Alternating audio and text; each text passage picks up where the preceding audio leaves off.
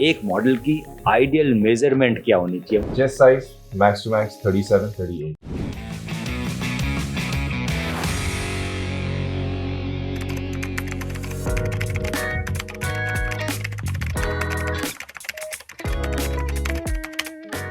एक मॉडल की ideal measurement क्या होनी चाहिए, मतलब किस फिजिक का वो होना चाहिए और उसे कैसे बनाया जा सकता है? It's all about size and diet. सबसे ज्यादा इंपॉर्टेंट चीज है बेसिकली जो अगर मैं मॉडल मेजरमेंट का जो बताता हूँ, chest size max to max 37, 38, waist size 32 standard होता है। किसी भी वेस्टर्न ब्रांड में जाओगे 32 होगा ही होगा, इससे ऊपर नहीं होगा और इससे नीचे भी नहीं होगा। आपकी बाइसेप्स का साइज होगा जो अभी स्टैंडर्ड चल रहा है वो 12। मैक्स शोल्डर का आप कुछ कर नहीं सकते, साइज को आपको रिप रखना है, प्लस डाइट पे आपको कंट्रोल करना है। आप बताओ। यूजुअली मैं कभी इतना स्किनी नहीं था, सो मेरा जो मेजरमेंट हमेशा ऐसे रहता था, वो रहता था कि चेस्ट शुड बी अराउंड 40, 41, 42 के आसपास वेरी कर सकता है। उससे ज़्यादा जाएगा तो डिफिकल्टी होती है, कपड़े फिट नहीं आते। डेफिनेटली बाइसेप्स 12.5, 13 से ऊपर बिल्कुल भी नहीं होनी चाहिए, कम हो तो अच्छी बात है। जो वेस्ट है तो कई बार बोनी स्ट्रक्चर्स होते हैं लोगों के, तो ज़रूरी नहीं है हर कोई 32 तक आ पाए।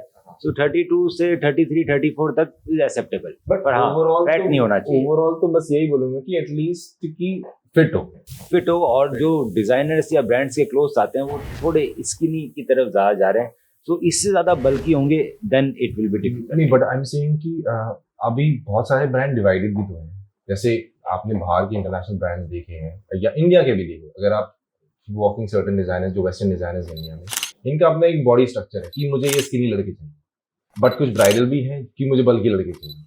सो बेसिकली ये एक स्टैंडर्ड मॉडलिंग का वेरिएशन है। जैसे अगर चेस्ट हुआ तो 37 से लेके 41 तक आपको मोस्टली ये होता है कि हम शूट्स में जितने भी हम इंटरनेशनल शूट्स करते हैं तो उसका ये स्टैंडर्ड साइज है। ये बताओ अब जेंडर ये आपने कैसे अचीव किया, आप क्या एक्सरसाइजेस करते हैं? बेसिकली मैं बहुत ज़्यादा स्पोर्ट्स करता हूँ, रनिंग करता हूँ, स्प्रिंट मारता हूँ, बैडमिंटन भी खेलता हूँ, स्विमिंग भी करता हूँ, और मैं थोड़ा बहुत चेस्ट पे करता हूँ। बाइसेप्स को मैं छूता नहीं, मैं शोल्डर्स को भी ऊपर वाले शोल्डर्स को भी नहीं छूता नहीं, चेस्ट को ज़्यादा हैवी नहीं करता, मैं बैक की एक्सरसाइज नहीं करता, वी शेप नहीं लाता, बिकॉज ये मॉडल्स भी इंपॉर्टेंट है। एंड इसकी वजह से मुझे हेल्प ये होती है कि मैं किसी भी ब्रांड में फिटिंग हो जाए। अगर आपको सबसे ज़्यादा ब्रांड्स में काम करना है तो आपको ये थोड़ा सा मेंटेन करके चलना है।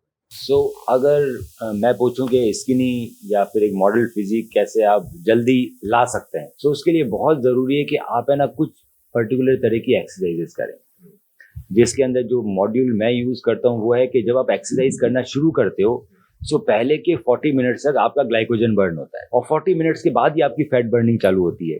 जो ग्लाइकोजन है is like your rocket fuel, मतलब आपको बहुत बर्स्ट ऑफ एनर्जी मिलेगी। अगर आप पहले जिम जाओ, पहले जिस भी पार्ट की आपको एक्सरसाइज करनी है उसका थोड़ा सा वार्म अप कर लो, 5 से 10 मिनट स्ट्रेचिंग वार्म अप के अंदर लाइट वेट से आप, जैसे अगर जिस दिन मेरा चेस्ट डे है तो मैं हो सकता है सिर्फ रॉड से मैं कुछ थोड़ा सा रिपीटेशन, हाँ मैं तो यूजुअली स्ट्रेचिंग करता हूं विदाउट वेट या फिर डिप्स मार के आप उसको वार्म अप कीजिए। उसके बाद आपको स्ट्रेंथ ट्रेनिंग करनी है।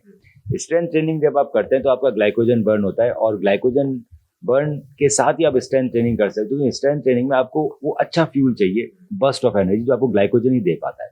40 मिनट्स की स्ट्रेंथ ट्रेनिंग के बाद then you hit a cardio, उसमें आपकी फैट बर्निंग चालू होगी क्योंकि ग्लाइकोजन डिप्लीट हो चुका है बॉडी। अब कार्डियो के लिए you can go for HIIT, high intensity interval training. ये सबसे ज्यादा फैट बर्न करेगी और ये बॉडी को ना एडेप्ट नहीं होने देगी। तो इसके अंदर ये होता है कि अगर मैं ट्रेडमिल पे हूँ या मैं साइकिल पे हूँ, सो मैं 1-2 मिनट बहुत फास्ट रन या साइकिल करूंगा, फिर मैं 1-2 मिनट स्लो करूंगा, मैं फास्ट करूंगा फिर स्लो करूंगा। HIIT which is very good for fat burn. तो ये आपको एक तरह से ड्रिफ्ट रखेगा, ये वाला शेड्यूल, और मसल मास भी मेंटेन करेगा, पर आपको बहुत बल्कि नहीं होने देगा क्योंकि आप कार्डियो कर रहे हो स्ट्रेंथ ट्रेनिंग के बाद। वही चीज, सेम चीज, because during the fashion week अगर मेरा कोई फैशन वीक आ भी रहा है तो मैं स्ट्रेचिंग के साथ साथ स्प्रिंट्स एंड स्विमिंग, समटाइम ऐसा भी होता है कि मेरे पास बहुत थक गया but I need to be a healthy, so उस टाइम आई डू योगा। जी, स्प्रिंट्स एंड स्विमिंग ये दोनों भी HIIT के ही फॉर्म है, क्योंकि स्प्रिंट्स में जब एकदम भागोगे फिर आप धीरे धीरे आओगे, फिर आप तेज भागोगे, फिर बेसिकली यही चलता है। तो जैसे स्किपिंग हो गई, साइकिलिंग हो गई, तो मेरा ये है कि मैं तो बोर होता रहता हूँ एक्सरसाइज से, तो मैं चेंज करता रहता हूँ, बट उससे ये कि चेंज करता हूँ तो मुझे उससे बोरिंग नहीं लगता।